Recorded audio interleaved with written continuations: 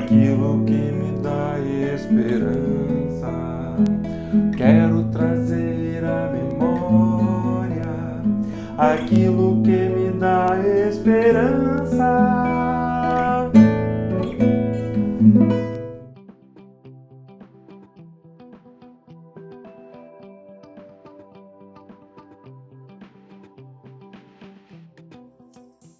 Irmãos, estou muito feliz de estar com vocês para mais essa dose de esperança e gostaria que Deus continuasse a guardar a todos em paz e saúde, né? Que Deus continue a nos proteger do mal, nos proteger das incertezas, das dificuldades da vida, né? E nos dar o senso de que Ele nos protege e nos guarda.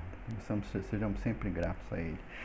Um texto que eu gostaria de trazer hoje para reflexão se encontra no livro de Apocalipse, no capítulo 3, no versículo 20, e diz: Eis que estou à porta e bato. Se alguém ouvir a minha voz e abrir a porta, entrarei e cearei com ele, e ele comigo. Né? O livro de Apocalipse é um livro difícil na sua interpretação, né? Há várias formas de interpretar ele, né? Há alguns que entendem, né, que ele se reflete, né, ou se aplica basicamente àquele tempo, né, onde o apóstolo João escreveu as igrejas, outros que ele se aplica completamente no futuro, outros que ele se aplica ao longo de que ele pode ser interpretado como um guia para toda a história da Igreja do Senhor, desde o tempo apostólico até hoje. Né? A gente que entende que essas cartas, né, cada uma não reflete não as suas igrejas, propriamente aquelas 7 igrejas, mas tempos da igreja cristã.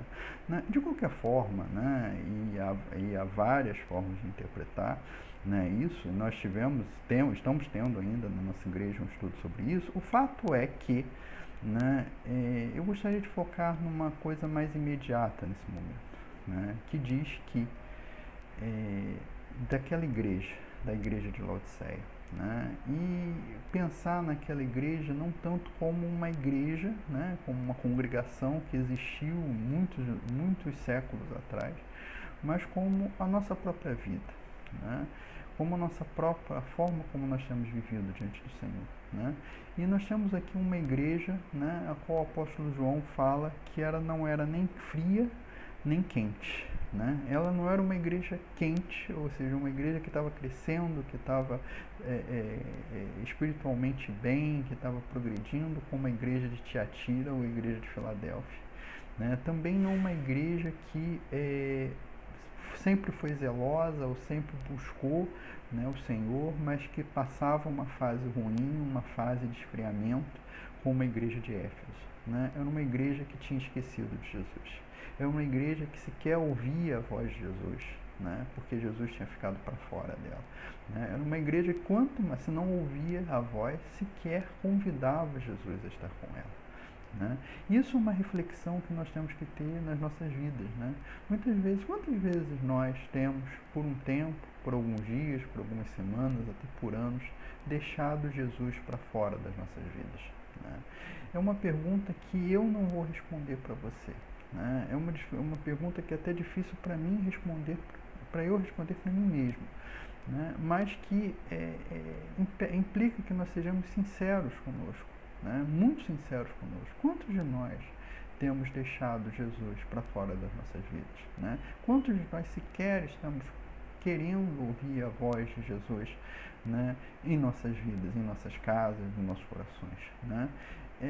Mas se a resposta foi positiva para isso, né, e é sempre grande, né, e sempre uma coisa boa que nós reconheçamos isso, né, quando estivermos afastados do Senhor, né, o Senhor nos dá uma solução, né? Ele se dispõe, né, a simplesmente, se nós ouvirmos a voz dele e abrirmos a porta do nosso coração para ele, a ele, né, sem ressentimentos, voltar para nós e estar conosco, né? E eu te peço, eu coloco isso para diante de você, que se você tem deixado Jesus para fora da sua vida, esse é o momento, e agora é o momento de trazer ele de volta. Diz o livro de Hebreus: hoje, se ouvirdes a minha voz, não endureçais o vosso coração. Então, se você tem ouvido a voz de Deus hoje, deixe ele entrar no seu coração. Amém. Compartilhe esse vídeo em suas redes sociais. Ajude-nos a ampliar o alcance das publicações que nós fazemos para vocês. Siga-nos aqui no Facebook, no YouTube e no Instagram. Ore pelo nosso ministério para que possamos alcançar cada vez mais pessoas. Em nome de Jesus, Cristo é a nossa paz.